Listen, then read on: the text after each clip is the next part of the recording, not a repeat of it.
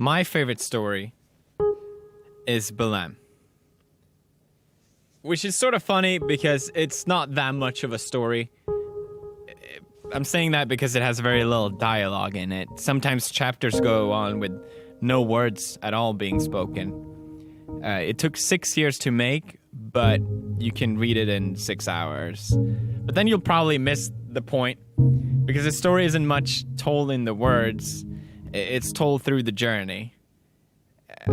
I'll try and explain what I mean with that. It's literally just about a guy walking through this giant, never-ending structure. And I'm pretty sure the guy, Killy, which is his name, doesn't really know either what is happening because it's been so long that he's been going through it. And because of the lack of dialogue, you're really forced yourself to figure out the story.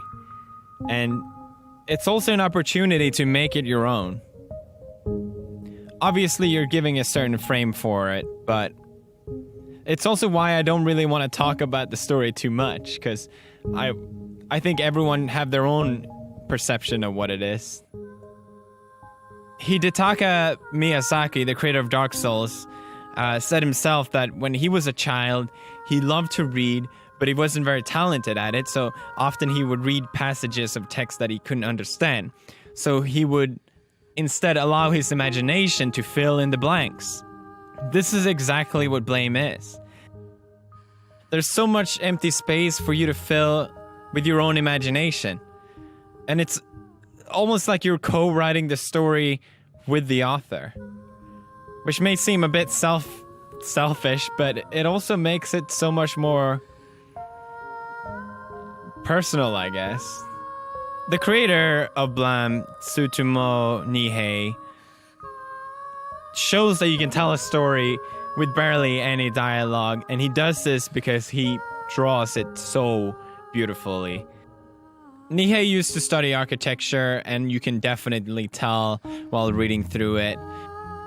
Some of the scenery is just outstanding, and it really draws you in.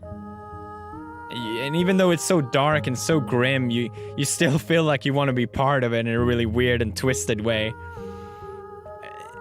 Each page is a piece of art, I think at least.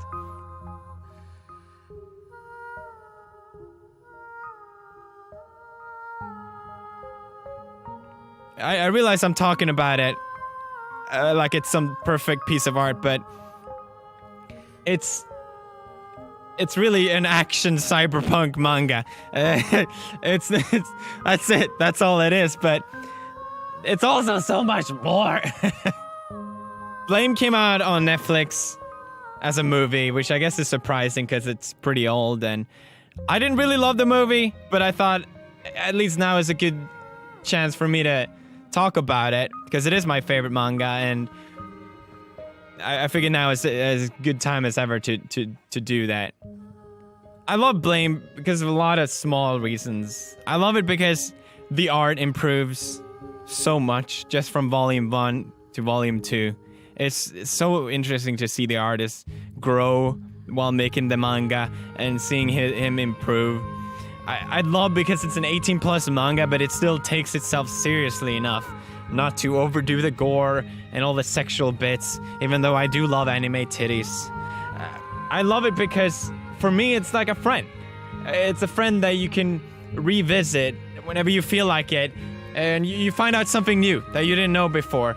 But it's still nice to just revisit.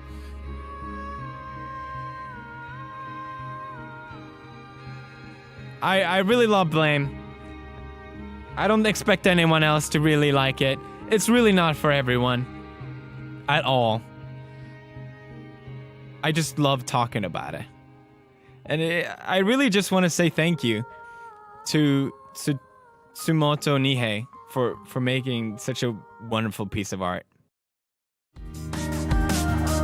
We can fight back, ready to go right back.